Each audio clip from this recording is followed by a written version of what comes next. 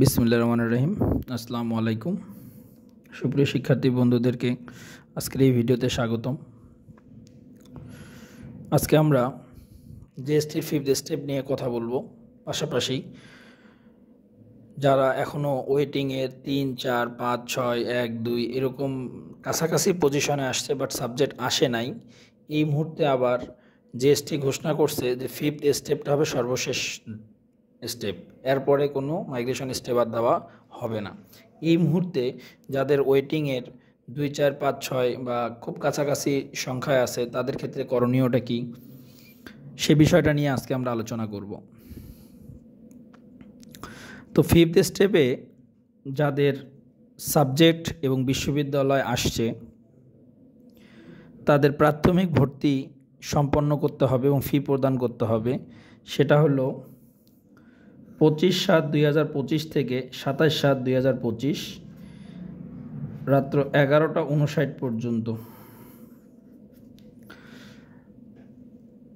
মূল কাগজপত্র জমা দিতে হবে 26/7/2025 সকাল 10টা থেকে 27/7/2025 বিকাল 3টা পর্যন্ত। এর মধ্যে মূল কাগজপত্র জমা দিয়ে প্রাথমিক ভর্তি সম্পন্ন করতে হবে।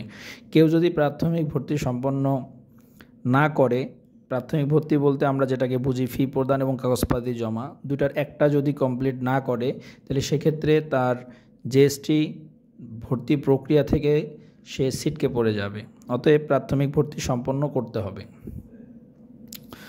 এবার আসি, যারা এখনও বিশ্ববিদ্যালয় পায়নি, ওয়েটিংয়ে আছে, কোনো সাবজেক্টে খুব কাছাকাছি ওয়েটিং, ধরেন waiting number 1, waiting number 2, waiting number 5, waiting 10, waiting 27, এরকম কাছাকাছি যারা আছে, যারা সাবজেক্ট পাওয়ার মতো, যে আরেকটা হয়তো ওয়েটিং লিস্ট টাঙ্গালে তার সাবজেক্টটা চলে আসতো, এইরকম যারা আছে তাদের জন্য বার্তা হলো টেনশনের কোনো কারণ নাই, হতাশার কোনো কারণ নাই।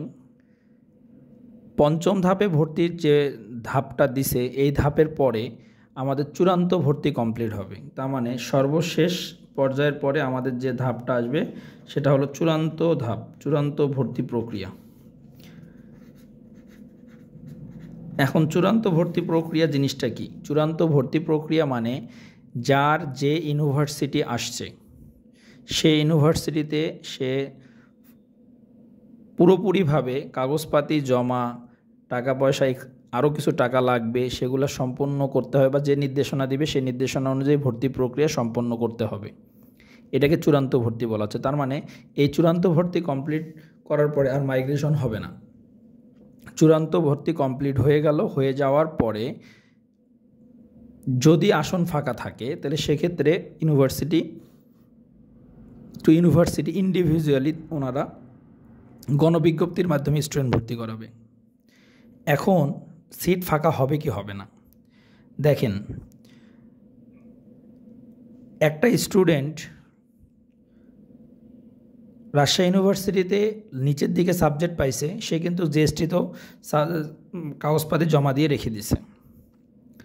এখন তাকে চূড়ান্ত ভর্তি প্রক্রিয়াতে চিন্তা করতে হবে যে সে রাজশাহী ইউনিভার্সিটিতেই পড়বে না সে জিএসটিতে পড়বে। যে কোনো এক জায়গাতে পড়তে হবে, কারণ কাগজপাতি সম্পূর্ণরূপে জমা দিতে হবে যে কোনো একটা ইউনিভার্সিটিতে।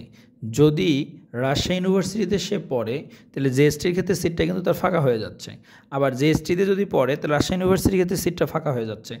তার মানে চূড়ান্ত ভর্তিতে স্টুডেন্টকে সিদ্ধান্ত নিতে হবে যে আমি পড়বো কি পড়বো না এই জিএসটিতে, পড়বো কি পড়বো না আমি রাজশাহীতে। আমি যে কোনো একটাকে যদি সিলেক্ট করি তাহলে আরেকটা সিট কিন্তু অটোমেটিক্যালি ফাঁকা হয়ে যাবে। এটাকে চূড়ান্ত ভর্তি। চূড়ান্ত ভর্তি হওয়ার পরেই মূলত বোঝা যাবে যে জিএসটির ভর্তি প্রক্রিয়ায় টোটাল কয়টা সিট ফাঁকা আছে, কোন কোন ইউনিভার্সিটিতে কোন কোন সাবজেক্টে সিট ফাঁকা আছে, ওই সাবজেক্ট ওই ইউনিভার্সিটিতে তাদের বাকি ফাঁকা যে সিটগুলো এগুলোকে পূরণ করার জন্য তারা কোন প্রক্রিয়ায় ভর্তি রাখবে, এগুলোর পরবর্তীতে জিএসটি তাদের আপডেট ইনশাল্লাহ দিবে। অতএব এটা নিয়ে টেনশন করার কোনো কারণ নেই। তার মানে চূড়ান্ত সর্বশেষ পর্যায়ে লিখলেও এই সর্বশেষ পর্যায়ে কিন্তু সর্বশেষ পর্যায়ে আসলে না। এই সর্বশেষ পর্যায়টা হলো আপনাদের যে first step, second step, third step, fourth step, fifth step, এরকম স্টেপ যেগুলো দিচ্ছিল মাইগ্রেশন স্টেপ, এই স্টেপগুলো আমাদের স্টপ হয়ে যাচ্ছে। স্টেপের পরিবর্তে আমাদের চূড়ান্ত ভর্তির পরেই আমাদের আসবে কি গণবিজ্ঞপ্তি।